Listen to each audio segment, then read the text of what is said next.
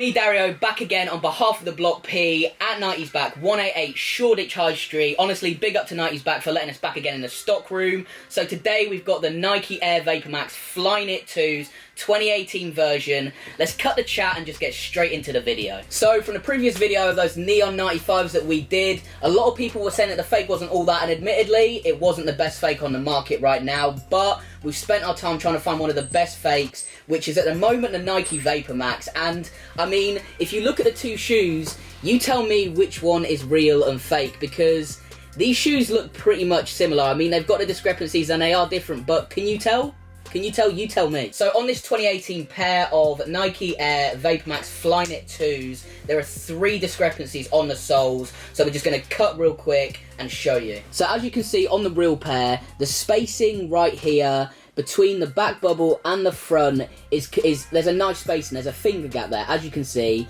and it's also not messy. There's not like loads of plastic. It doesn't look gunked up in here.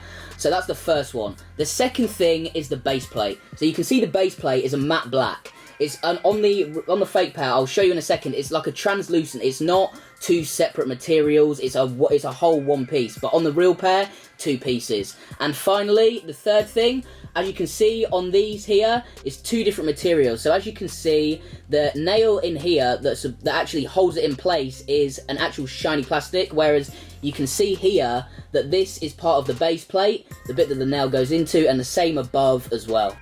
So as you can see on the fake pair, we're going to start with this spacing between the back and the front bubbles. So is there a finger gap like I said? No, there is not a finger gap. It's a tight spacing.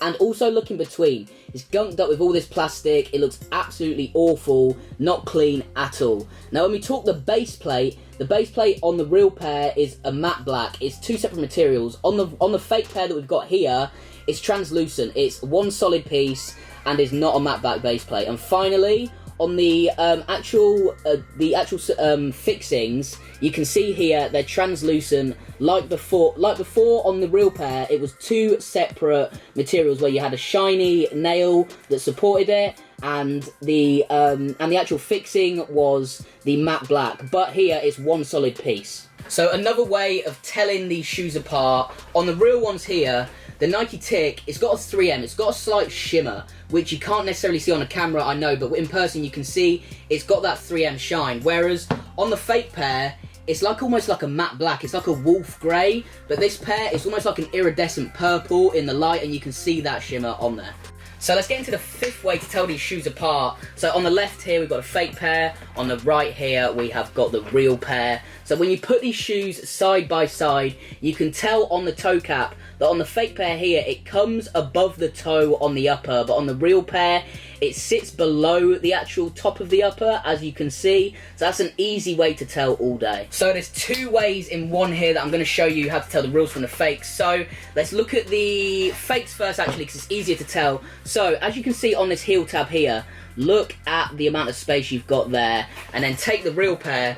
This thing's flush, there's limited room there, just like that in comparison. So there's the real pair, and then you look here, there's the fake pair, so much gap, and it's also a lot flimsier, as you can see here. Look at that, it doesn't pull the actual heel back.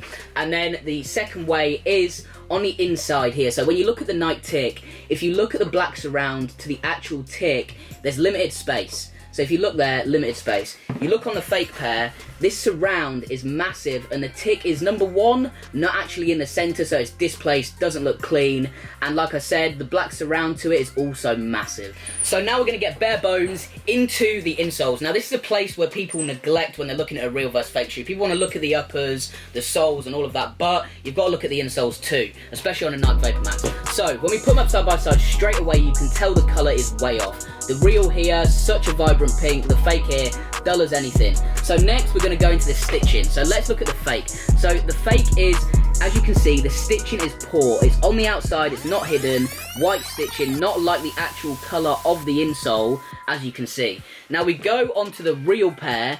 The stitching is, first of all, actually pink like the actual insole, and it's also a hidden stitch, so it looks so much cleaner. It's not messy, comes around nicely, and just looks super clean. Thank you very much for watching the video. I hope I've given you all the info you need now to spot a fake Vapourmax, because you know we hate fake shoes. So you can catch me at DOHHARIO on Instagram, link in the description, and Block P2, subscribe below, and catch them on their Instagram, and check the website for constant heat. And finally, you know what we think about fakes? Nah.